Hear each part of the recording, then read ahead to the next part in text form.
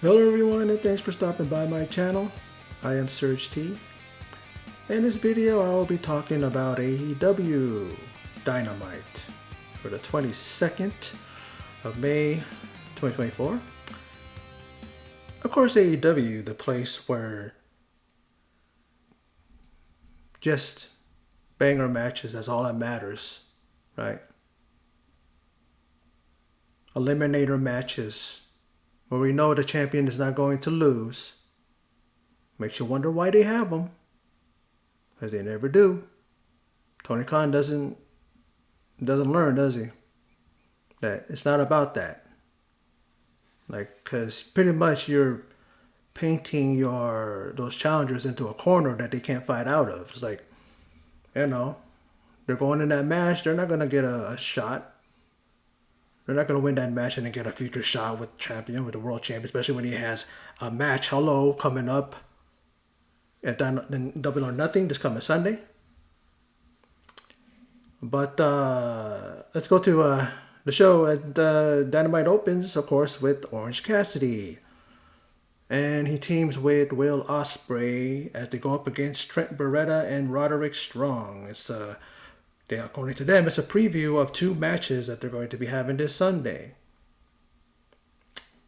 And I guess the right person won and the right person lost because Roddy Strong connects with the End of Heartache backbreaker and wins the match. He does so on Orange Cassidy. So it doesn't make the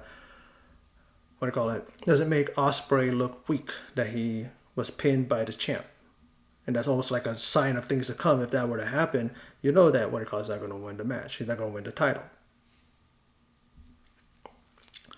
Now, Matthew and Nicholas Jackson banned Darby Allin. What he did last week is he got stuck his nose in EVP's business, I guess, and declared himself the fourth man in that Anarchy in the Arena match. And he banned him, and he passed out these flyers with him on it. Kind of like a wanted or dead or alive type of thing, signs, on it with just like on the Old West. It didn't actually look like that, but you might as well posted them all over the place, which probably did. I don't know, but then they talked to Sanjay Dutt, and he has walking orders to destroy Brian Danielson, and he promises that Satnam Singh will snap him like a pencil. I wish somebody would snap not Satnam Singh, but Sanjay Dutt like a pencil. That dude is so annoying. He goes overboard. You ever see when he tries to be that heel manager looking thing, and he's just Bobby Heenan, the Sheik, the Grand Wizard, who else? Jimmy Hart, Lou Albano. He's nowhere near any of them. They were natural. They knew how to be a heel manager, not that fool. Now, the Bang Bang Gang cutting a promo. First, I'm thinking it's one of many for the AEW talent. But I don't think it was too promo heavy. But you still have a bunch of people talking. And in short, it's about Pac. The bastard Pac. And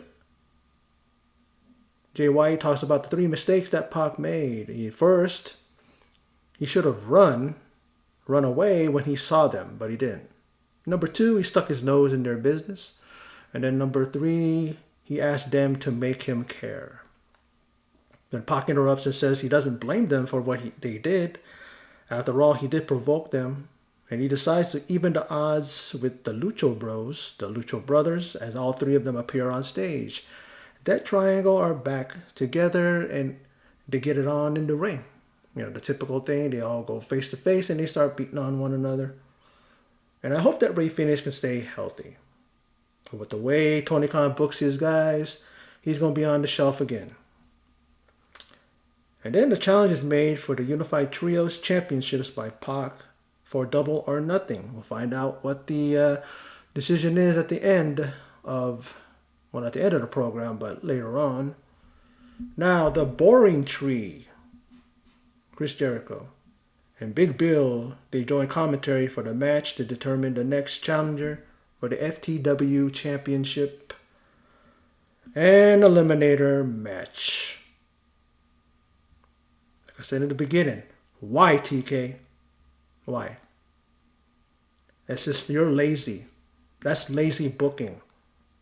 You know. Why do you always have to have a champion, have a challenger, and then the match is an eliminator match? Most of the time they don't win. Unless it's a big name. You know? And it's going to be Hook, the Bounty Hunter Brian Keith, and Katsuyori Shibata. And then in this match, whatever, Hook and Shibata tap out Brian Keith at the same time. And a red rum by Hook, and then a leg lock, a leg, thing, it's like a, whatever you want to call it. But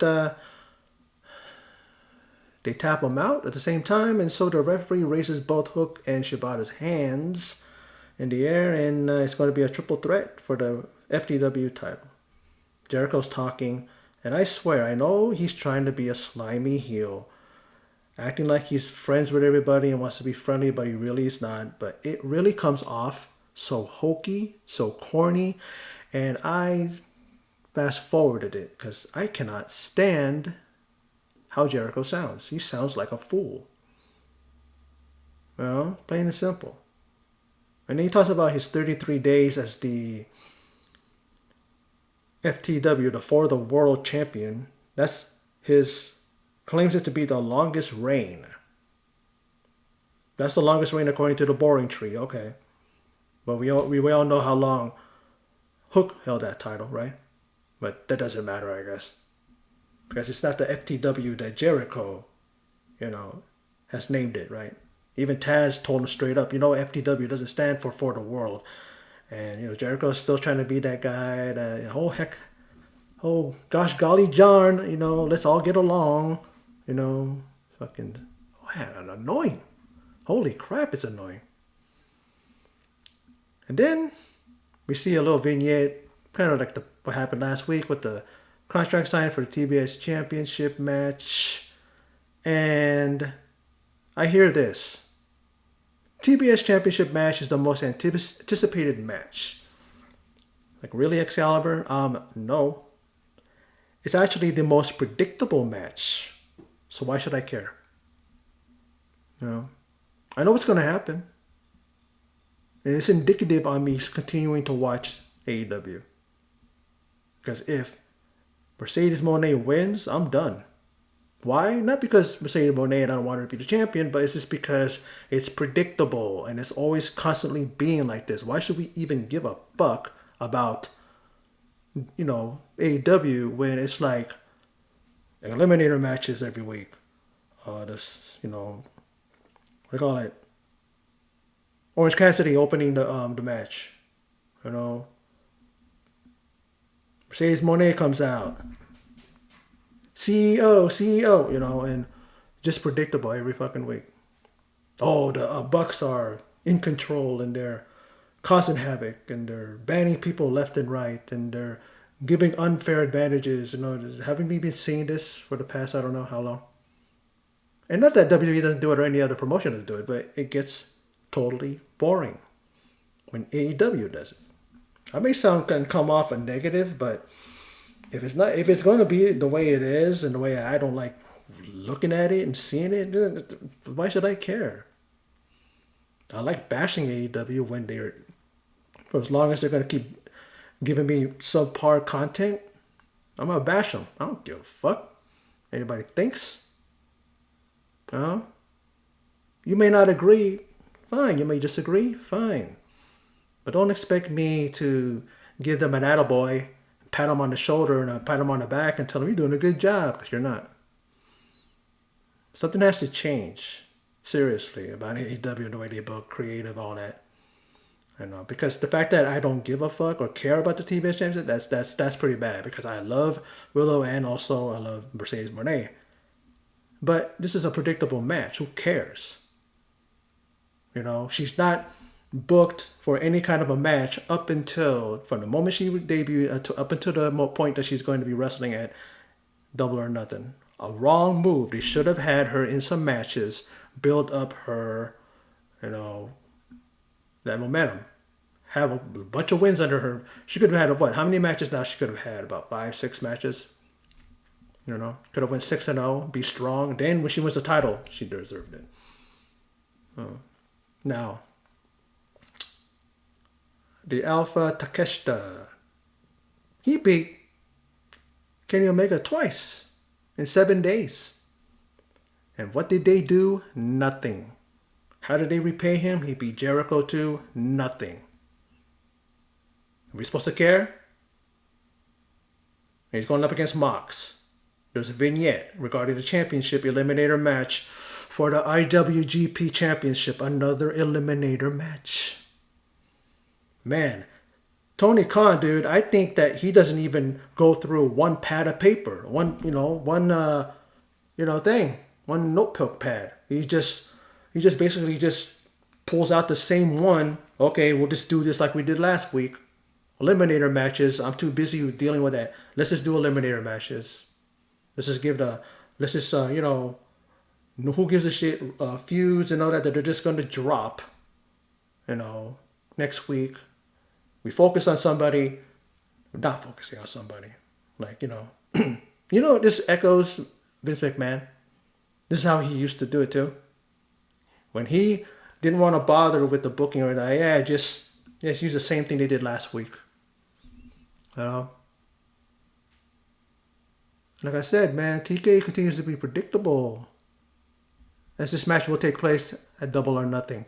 An eliminator match at Double or Nothing. How about he just puts the title on the line against Takeshita? Have Takeshita win a fatal 4-way or something? And then he gets the title shot? Why you can do an eliminator match at one of their... This is their biggest premier event. Isn't this their WrestleMania? Well, I think it's all in now. Especially out the big numbers that they pulled, 81,000 plus. But yeah, they're gonna do this at Double or Nothing. Eliminator match. It's gonna be a good match. Really? And then here tonight, he takes on Matt Sydal. And then in the end, all it takes is a haymaker, a punch, a right hand punch. Knocks out Matt Sydal, and he wins the match. Wake me up. And then thank God that Mox doesn't cut another damn promo. He cuts pretty lengthy promos, and this time he just clocks Takeshita with the mic and drops him. And all he says is, "I'll see you at Double or Nothing." He said something, but at least he kept it short and sweet. And then we go backstage, we see the EVPs, and then we see Swerve sitting down. I believe he was in their office. And he's, "Oh, I'm sorry." And he goes, "What's up, turds?" And then they give him the, this guy, the flyers with Darby on it. He looks at it and he just tears it up because he could care less. Not saying he don't care about Darby, but it's just like, I don't care about your agenda to ban to ban Darby. I mean, they even banned They even banned FTR. So when Brian Danielson has his match later on with Satnam Singh, they're not going to be there at his side. They're going to be able to be at his corner. And and then the champ is up next, and I wouldn't be surprised if this match is an eliminator match. It wasn't. And yay! The mime Aubrey Edwards is the ref for this match. Yuck. My God. She's horrible. Nothing personal, but her refereeing leaves a lot to be desired.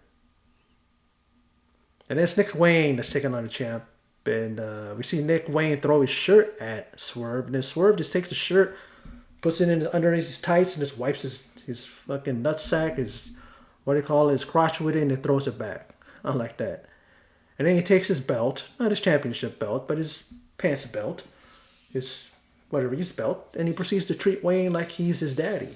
He's all yelling, he's all saying out loud, "Oh, he wants to Oh, you want to be, you must have he must have a daddy or something like that, because I guess he's referring to a Christian. Then he starts waylaying them with it, and then we see Swerve make a house call, and he takes out the snot nosed brat and gets the win. But then Killswitch sneaks up from behind, and I don't know why Swerve didn't have his head on a swivel. We know they're gonna be there. That's their style. Then Christian's in the ring. Christian thinks he has the upper hand, the advantage, but Swerve rids himself of Killswitch, throws him to the outside, and he chases Christian out of the arena. And as he running around the ring, and then there's Killswitch right there, he hits him with a, what do you call it? Hits him with a house call. Doesn't even miss a beat. He hits him and then just keeps running. Like, there's no stop or nothing like that. He hits him, keeps running. Love it. Smooth, man. Smooth as silk. And then takes him out of the arena, right? And then Christian tries to drive away like he did in other instances. He, gets a car from somebody, throws him out of there. And then he's about to go, and then all of a sudden another car pulls up, blocks his entrance, and it's Prince Nana.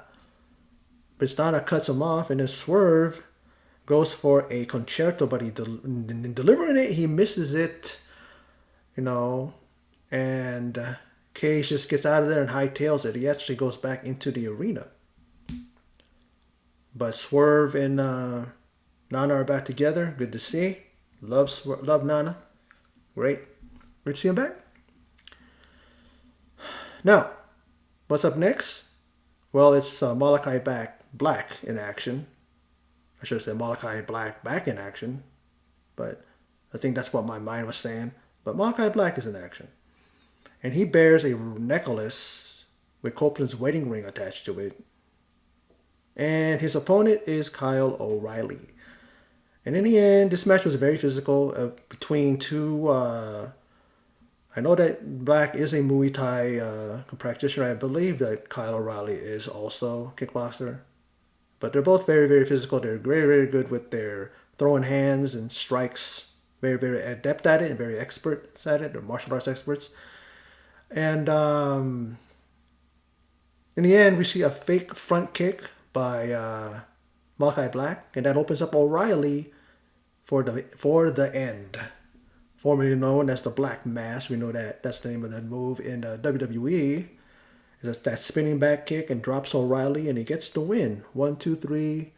And the leader of the House of Black picks up a victory. But then the lights go out.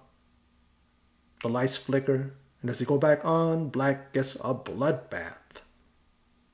Not just a small area, the whole entire ring. And then Copeland pops up on the screen and tells Malakai, "Be careful what you wish for. See you soon." And it's funny how the commentators couldn't even explain it. It's almost like, was there a, what do you call it? Is there like a copyright thing that you guys couldn't say bloodbath? Oh, what is it? Oh, it covers the entire ring. And then later on, Excalibur goes, yeah, he finally says bloodbath. Yeah, you guys acted like you didn't know what the fuck it was. Really? Oh, I don't know. Yeah, I know you guys can't mention WWE, but I'm sure you've seen the bloodbaths from WWE with Gangrel and all that. You're dumb. But that's going to be a very, very brutal match. A barbed wire cage match. Maybe there's going to be some weapons with barbed wire around them, chairs with barbed wire around them.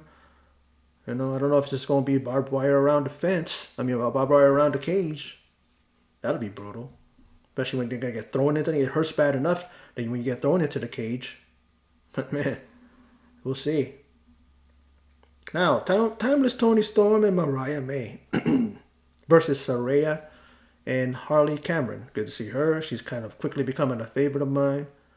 And then alongside Saraya is her brother Zach Knight. And how long has it been since Saraya has had a match? I can't remember.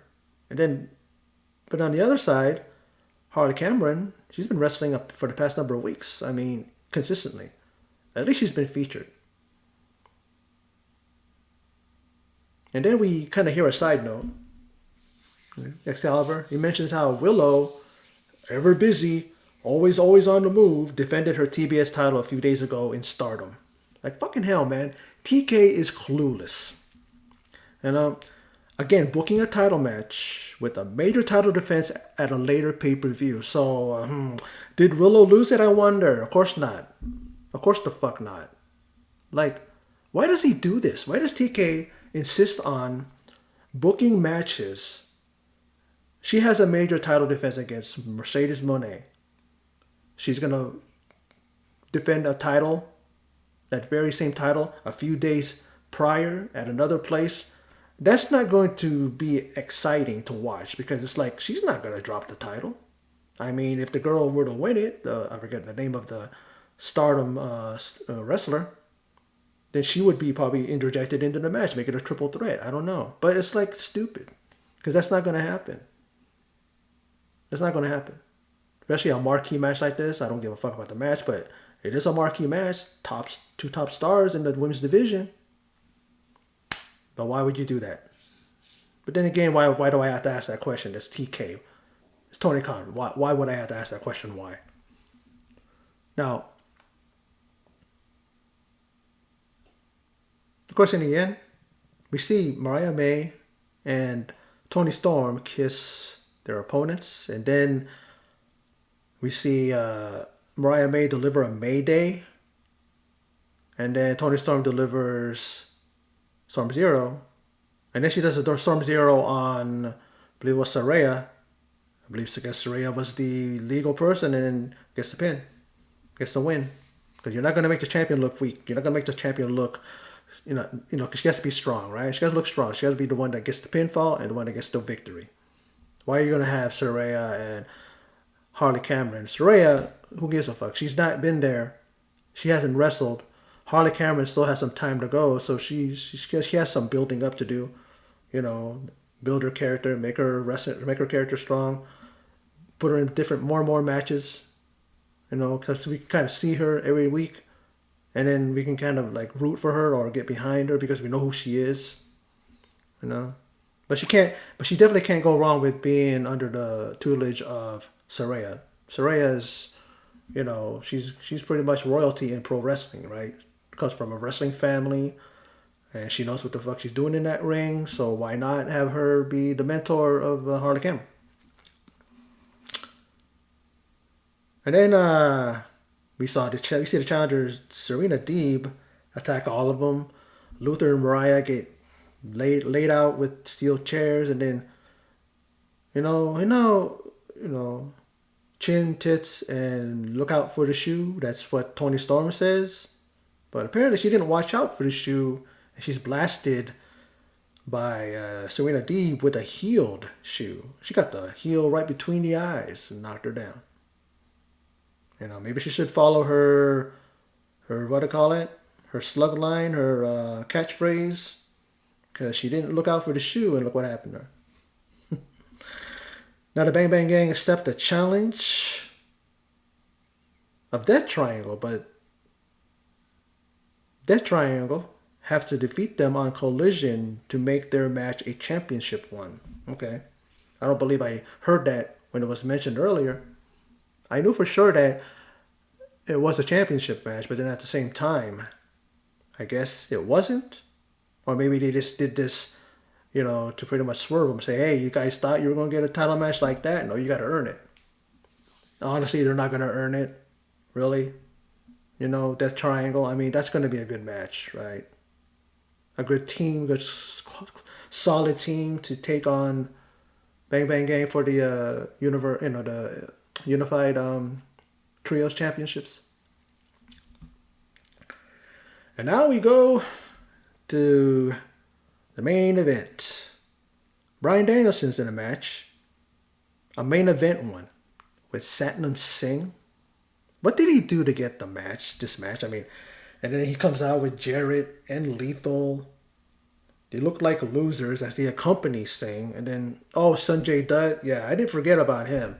But he's about worthless and annoying. Who cares? I could put up with Jarret and Lethal, but Sanjay Dutt, like I said, tries too hard to be that heel, that heel manager that gets on your skin like a Jimmy Hart. But those guys were talented. They don't go overboard. They don't overact. And that's what he does. He overacts when he tries to be a heel. Just let it come natural, like I always say with these people. And they try too hard. It's just like, if you can't do it naturally, don't do it at all. That's what I say. But we see Sandler Singh, and of course, being as big as he is, he's going to get the advantage at first. Oh, he does giant things, big chops, chopping Danielson, big suplex, typical shit. And well, I guess TK has faith in the big fella. Gives him the main event. I don't know why. They could have easily just had Jarret go after him, or Lethal, and then Sandler Singh come in and do all the stuff and destroy him, right? Lay him out. Why you give him the main event? What has he done to deserve the main event? Yeah, it's a throwaway match, which kind of like, I don't know why it would be a throwaway match when it comes to a main event with Brian Danielson. He deserves to be in the match with Lethal. At least Lethal couldn't go. Jarret, he's proven that he can still go, but kind of long in the tooth now. He should have stayed back there because they really, really looked out of place, even though that's their crew. But it looks like you're just tagging along. Like when the NWO just got way out of hand, and then when you see Hall come out, you see Nash come out, and then you see Virgil, you see Elizabeth, you see Jarret was there too. You see, Mr. Perfect, you see Macho Man, you see, and I'm like going, Jesus. And I know it got to that point, man, where it's just like everybody on the damn roster in WCW were a part of the NWO. I think at one point they sold out, right? NWO, their own pay-per-view. And I think they had their own show too. It's just like, it got ridiculous towards the end. And then when they got inducted to the WWE Hall of Fame, you just had Nash, Hall, Hogan. Why are they gonna, maybe they had X-Pac in there. They had Six in there. But that was like, I don't know, and it looked ridiculous. It's like when these guys came out, it looked ridiculous. Not that because of the numbers, it's just because it's just like, what is this mess? They're still a thing. Sandem Singh's still a thing. Main event? Why? Does he, And then there's a point where they want to have a major spot, right? Typical spot. What is that? A table involved. They try to get the announce desk involved. Sanjay Dutt, he pretty much just clears the top part of it, and tries to take that thing on the top, that thing that has this, that part of the top part of the desk that has the logo on it and stuff, and he's pulling it, and then when he pulls it off, the front part falls down, and then the sides just collapse, And then the crowd is chanting, "You fucked up!" Yes, they did. Very observant, you dorks. And then Sanjay tries to, after he did all that stuff, and I'm just thinking, what did he put it together with, Scotch tape? Or did he forget to put the nuts and bolts in it, Or like, they put the screw in there, but they forgot to put the backing that keeps it in place. Where the hell did they get this table at? It's just as bad as when these indie promotions have these tables that aren't cut. So when someone tries to go through it, they just bounce off it.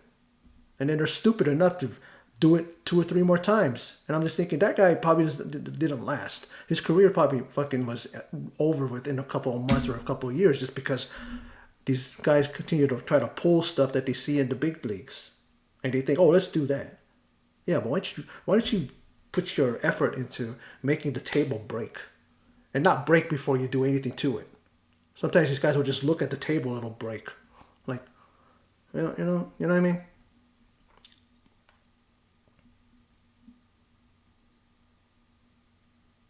And then there's like, it just goes to show that, and like I said, but this whole thing with the table is like so fucking stupid. It's like Amateur Hour continues on AEW, a glorified indie promotion.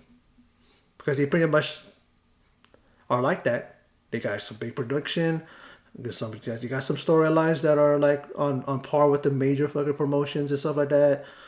But then they do stuff like this, you know. And then there's a part where Singh, he rips the top turnbuckle off, and I think he was supposed to hit the exposed, you know, turnbuckle in the ring, but he doesn't. He kind of goes sideways into it, and then he no sells a psycho knee. He just gets up. It's like, what else is new? I mean, AEW is known for no selling, so why not? Why wouldn't it continue? And I'm like, man, finish this mess already. It's like I stopped my notes. I mean, I was just like, I just watch the match. Why am I gonna take notes? I'm just fed up. Fed up with this mess of a damn main event. You know? Maybe we should have did it in reverse. So that at least it would have been some interesting match in the main event. The one with Osprey and Orange Cassidy, right, taking on Beretta and Roddy. This would have been more. It would have made sense. It would have at least been a main event. At least these guys have been on wrestling. What's up with Brian Keith? He's a ROH guy. He's there with an opportunity to get a title match, an FTW shot, title to FTW. They did him right. They made him be the one to take the loss because who cares? And then you got this. Where has Satnam Singh been? And his cronies, where have they been? On ROH or warming up the bench, And then in this match, we see the label lock put on by Brian Danielson. He puts the label lock on the big oath, and then Jarrett and company attack Danielson and draw a DQ. All this nonsense, all this madness going on, and then a guitar gets exploded because Satnam Singh just punches it because Danielson he delivered knees to everybody, and it's miraculously they're able to all get up again and attack Danielson and all that shit. And then the EVPs show up. They show up, but then the recording just cuts off. It starts playing in the middle of last week's Dynamite. So they showed up. I don't know what they did. I don't know what they said. I don't know if they put up another stipulation. Who knows, right? But do I care? Oh, what's going to be next week? Or what's going to be at Dynamite, right? Not Dynamite, Double or Nothing. What's going to happen? I think it's getting old. Surprised I'm going to say this, but I want to see TK back because I'm getting tired of the EVP bullshit. Same old shit, different day. Same old shit, different Wednesday. Different Dynamite. Same old stuff. That's all it is for that. It's like, this wasn't as bad as last week or the previous week, because remember 3 weeks ago it was a really great Dynamite, and it's been just going downhill since then, ever since. What a build up there, AEW, building to one of your big pay-per-views, your premier pay-per-views, and this is what we get. The matches look good, but do we really care about good matches? When we want story, at least I know I do.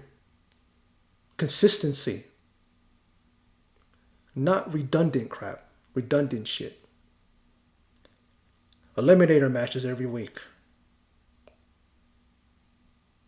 Stop and start pushes. If we see somebody, we don't see somebody. And where's Keith Lee? I know that's a question a lot of people ask. Is he already washed up? Don't think so. If you have a guy who's near 300 pounds or maybe over 300 pounds that can do a jump spinning kick, you think that it's more of the leaner, athletic type of guys that can do that kind of stuff, right? When you see him do that, he does damn leapfrogs. He does moonsaults. He goes over the top rope and lands on people. And you can't put him in a match with guys like Pac and guys like, Osprey. I could see him taking on Osprey. It would be the same type of match as if Osprey were taking on Ricochet, that match that they had years ago. And some of the other matches with, with Danielson. Right? He's gone. I don't know what his contract situation is, but man, I'm waiting for him to go to WWE. Go back. He's going to be taken care of. Triple H is in charge. You know. What did AEW do? Put him in a wizard coat. And he goes down. He goes halfway down the ramp, and he takes it off. And he has a fucking gray beard. Like, what did he do to Keith Lee? What did he do to him? TK just doesn't get it. And same thing's gonna happen. I don't give a fuck what anybody says. Same thing's gonna happen to Mercedes. She's gonna win this championship, the TBS title, and then she's gonna go on a 60, 70 day undefeated streak. Then she's gonna drop it to somebody, and then she's gonna be on ROH, or she's going to be catering, or she's gonna go through every one of the women in the division, and then there's nothing for her. Then I don't know how long her contract. Maybe it's three. It's a three. What do you call it? A 3-year contract, maybe. I think that's the average that they sign. She's gonna be regretting it. You know. Yeah, they gave her the freedom to do what she wants to do. She can wrestle, and then she can go do movies. She can do Mandalorian if her character is still going to be a part of the Mandalorian, or other things, red carpet and all that shit, like what Willow was talking about. That's all that she's concerned with, right? That's all that Mercedes is concerned with, right? I get it. You get the freedom. You can go wrestle in Japan. All that. WWE won't let you do that. But where did she make her name? Would WWE have done that? Not now, because Triple H is in charge. Triple H would have done something with her. Triple H understands, I'm sure, why she left, because of how John Laurinaitis and Bruce Pritchard were handling her when she was there. She was nothing to them. They said she peaked at 30. How do you peak at 30? Peak, you know what that means? That you can't. There's nowhere else for you to go from there. You peaked. You're right there. You're at the apex. You're at the damn tippy top. Where else are you gonna go, right? So I guess all they figured is that the only way she's gonna go is downhill, from there, right? No. As much as I am annoyed with her push and annoyed with how her character is right now, doesn't mean that I don't like her. Doesn't mean that I'm pushing for her. I'm pulling for her, I should say. But like I said, it's too predictable. Excalibur says one of the most anticipated matches, right? No, it's going to be one of the most predictable matches. That's just in my opinion. Don't care what anybody thinks. Don't care if you don't agree with me. You can disagree with me. Sure. But I don't care. Remember, it's my opinion. You got yours. I ain't going to tell you how to think. Don't tell me how to think. That's just how I'm going to put it. AEW, instead of just with that bow and arrow shooting straight and hitting the target, every time they pull it back, right? For some reason, when they let it go, they go like this and it shoots off that way. They can't keep it steady and line with the target. They're always missing week to week. Like I said, it's not enough to have banger matches. It's not enough to have great matches, dream matches. But if there's no sense behind it, if it's just a match and there's no story, some people are honestly okay with that. Apparently you forgot what pro wrestling is about. It's about storytelling. You're in that ring, you're telling stories. You're not just putting on great matches and pulling off Canadian destroyers and spinning Hurricane Ranas and DDTs and poison Ranas, and especially doing them on the hard part of the ring, the ring apron there, and everybody going, "This is awesome," and live forever, fight forever, all that stuff, all those stupid chants that don't make any sense anymore, don't mean nothing anymore these days. That's what it's all about. Everybody's just a chant now. Everybody just chants because they think it's cool. But they don't chant when it makes sense. It has to make sense. I've talked about that before. I've run that into the ground. And nobody seems to listen to the people like myself and others who want to tell people, shut the fuck up when someone's in the ring. When someone is talking and then you want to make it about yourself and start yelling over the person, you want to chant stupid shit that don't make sense.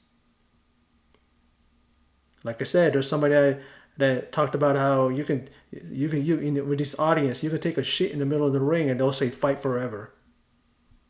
You know. Someone just goes through a table and they chant this is awesome. You know. Someone hits a damn Hurricane Rana. You know. And then they chant. You know? I don't know. I'm at the point now where I think I'm not making any more sense. But then again, the sense that I made is that AEW is in trouble. They're going to end up like TNA. End up like NWA. They're going to have a way to put their product out there, but they're not going to have a TV deal.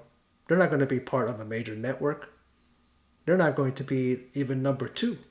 Someone out there has a promotion that's on the rise, and they're going to go right in front of them. It could be TNA, for all I know. Right? They just goes right in front of them. And then AEW is going to be number, they're going to survive. I'll tell you this much. They will still be out there like AEW, NWA and TNA are. But do those guys have a major television deal or anything like that? No. And if AEW keeps going the way they're going to lose. I don't care if TK has billions of dollars or whatever. What does that mean? Because people are still going to get fed up with your product and not want to watch. You're going to see some people dropping. You're going to see people just leaving. I'm set to do that. If that match, that TBS style match, ends up the way it does, and I know that match is going to be where Mercedes wins, I'm done. You'll be seeing TNA in its place, me watching TNA and reviewing TNA. Maybe even another promotion. Maybe Stardom. I'll pick something. Because you want to keep people like myself and others? Do something about how you book, the creative. It's not much that we're asking for. You don't have to listen to us. Who are we? I don't know how to run a damn promotion, but I know what I see is garbage. This is how it is. And I don't want to hear anybody, even comments or whatever, saying, well, it just seems to me like you like WWE better than AEW. Well, remember, 3 weeks ago, I liked the Dynamite.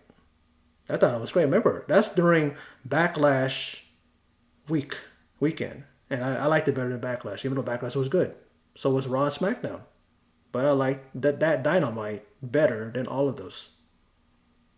So there's a reason why, and that makes sense when I tell you why I didn't like Dynamite tonight. You can agree, that's fine. You don't agree, that's okay too. I don't care. Like I said, it's my opinion. You got yours, I got mine. Just leave it at that. But anyway, that's my video. So for those of you who stopped by and checked it out, I appreciate it. Thank you very much. Before you go, please click like, share, subscribe. You can comment, click the bell icon, all that good stuff, all that happiness, all that happy stuff. I don't know what I'm trying to say. But anyway, again, that's my video. So for those of you who stopped by and checked it out, appreciate it. Thank you very much. Until next time, take care, and I will see you in my next video.